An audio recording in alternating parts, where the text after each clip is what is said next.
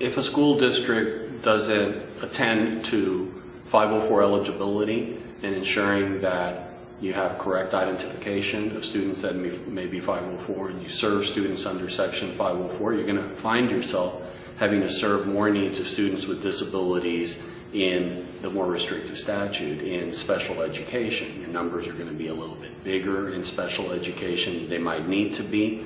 And you're going to find that you may be challenged by TEA on your special education numbers. School districts that have a good, solid 504 process that identify kids appropriately and serve kids under Section 504 tend to have more normal numbers of special education students, and you'll tend to have better outcomes in the 504 students. It's not just about ensuring that accommodations are provided to students with disabilities to meet the letter of the law. It's also about ensuring that the educational outcomes for these students hopefully are maximized, that you have these students passing your STAR assessments. 504 students are students that have to take the regular assessments.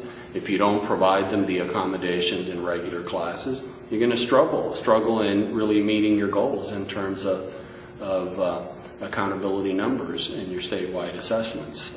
And that's completely aside from the fact that there's a obligation imposed by federal law to identify students under Section 504. A school district simply can't take the position that we're just not going to comply with 504 in our school district. That's not possible.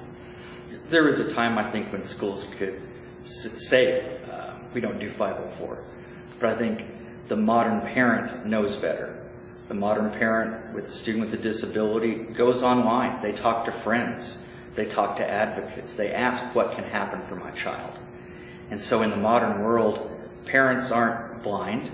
They know that there are programs out there, and they expect districts to follow through with what the law has to say. Doesn't mean that every student with an impairment is eligible under 504, and that certainly isn't the case. But parents will ask. And when parents ask, the proper response can't be, we don't do 504 in our district. Because as a recipient of federal monies, you have to. That's the law.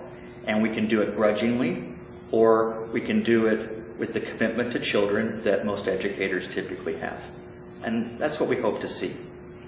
An approach that attempts to minimize 504 eligibility is also opposed to modern trends in Section 504. In 2008, the Congress amended the ADA in a way that also amends Section 504, and they wanted eligibility under both of the statutes to be expanded. So we're at a time where the law wants expansion of Section 504 eligibility, and if that collides against anti-eligibility attitudes of particular school districts, they're even more exposed to potential complaints with OCR and liability than ever before.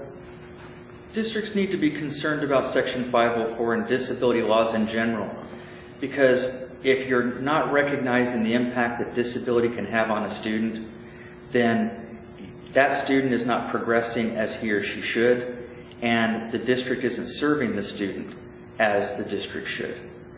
Compliance matters not just because it's the law, but because these are students' lives at stake. Sometimes we forget because of forms and rules and such that we're all in this because we want students to do well. That's why folks go into education. That's why we went into education law, because we like the clients that we work for and we like what they stand for. They want students to do better, and that's how they focus. And students with disability are a group of kids that historically haven't always gotten the services they need and haven't always benefited as they should. And part of 504 compliance is making sure that that happens. It's a great focus. It's very child-centered. And honestly, it's nice to practice in that area because of that focus. You can feel good about what you've done. And I think the districts that are doing the right things, that are looking at eligibility as they should, that are serving students as they should, they're reaping the rewards through greater student success, and they're really fulfilling the callings that they have as educators. If you're worried about improving the performance of your students who have historically not done as well on statewide assessments and in the classroom, you have to worry about Section 504. Section 504 students are going to be part of a group of students that need assistance from a committee-based process in order to master the general curriculum. If their needs are not attended through Section 504, you're not going to have good outcomes with these students. And these poor performers are going to continue to perform poorly with you, and you're not going to have the maximum outcomes that you can have on a district-wide basis in terms of your scores and your standards. In addition, there's the compliance piece. If you don't bother with Section 504, you're exposed to potential complaints with the Office for Civil Rights, and you're exposed to potential liability under Section 504.